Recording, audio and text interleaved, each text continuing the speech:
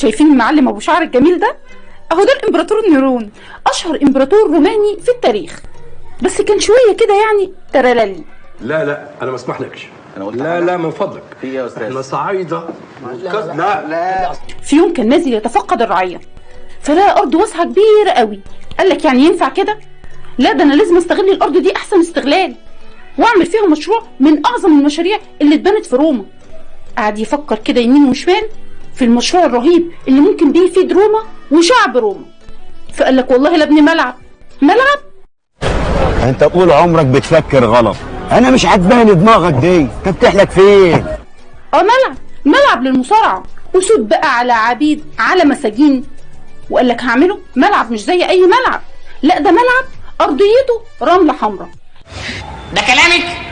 ساعتها وزيره طلع وقال له نجيب لك منين الرمله الحمراء دي مفيش في روما كلها حبايه رمله حمراء. قال له مصر فين؟ اثرت معاكم مصر في حاجه؟ قال له والله يا باشا يا سياده الامبراطور، المشكله خالص مش في الرمله الحمراء، المشكله في ثمنها اللي كان وقتها اغلى من الذهب. ساعتها طلع عمك نيرون وقال لك ماليش فيه، ملعب برمله حمراء يعني ملعب برمله حمراء. كانك مش مظبوط يا كيفك مش مظبوط؟ يا عم يهديك يرضيك، يقول لك ملعب برمله حمراء. يا عم البلد هتفلس، يقول لك هي الرمله الحمراء. طب يا كبير رمله عاديه، يقول لك لا انا عايزها حمراء. يخرب بيتك كنت وراح اخد كل الذهب اللي في خزنه روما. بص له نيرون كده وقال له يكفيك دول يا وزير؟ قال له اسكت، الرمله غاليه ودول والله ما يكفي. راح الوزير قال له امرك يا مولانا. نزل على الناس قشطهم، فاخد اللي قدامهم واللي وراهم خلاهم على الحديده، بس ساب لهم الحديده عشان يلعبوا بيها مصارعه في الملعب. وهيلا بيلا طلع الوزير على شمال افريقيا. بص نيرون في خزنه الدوله كده ما لقاش فيها ولا مليم روماني.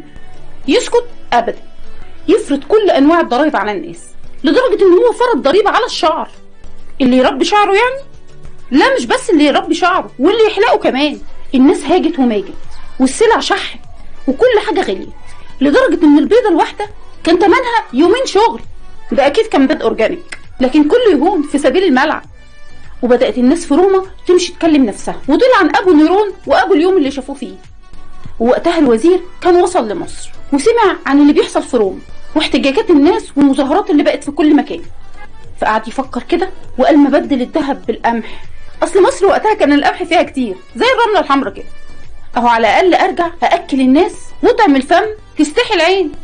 فراح لولي مصر وساله، قال له ايه رايك، اخد منك قمح ولا رمله حمراء؟ ولي مصر قال له هو ده سؤال يتسال؟ طبعا رمله حمراء. حمل الوزير السفن بالرمله الحمراء وهلا بلا على روما، وهناك كان نيرون في استقباله، وبسرعه كده خلصوا الملعب في السريع وفرشوه بالرمله الحمراء. وفعلا كان يجنن، عجب الناس قوي. وبدأ الشعراء والطبالين والرقاصين يلفوا الشوارع ويوزعوا دعوات للناس علشان يروحوا يحضروا المصارعة. وفعلا اتجمعوا الناس وبدأت المصارعة، والناس تهلل والستات تزغرط ونسيوا الأكل والشرب. ميل نيرون كده على وزيره وقال له شفت، تكتيك يا ابني ما يطلعش غير من امبراطور.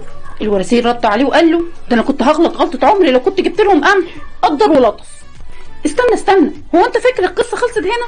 ده بعد 6 شهور بدأت روما تولع، والشعب هاجم قصر نيرون وتسلقوا الاسوار، والحرس هرب والوزير هرب. نيرون لقى نفسه عمال يجري لحد ما اتزنق في اوضه صغيره وما لقاش قدامه غير حل واحد، ينتحر. ساعتها بقى لا نفع ولا ملعب ولا رمل حمر. ودي كانت حكايتنا النهارده، واستنونا في حلقات حلوه كتير من الأسرجية. باي باي.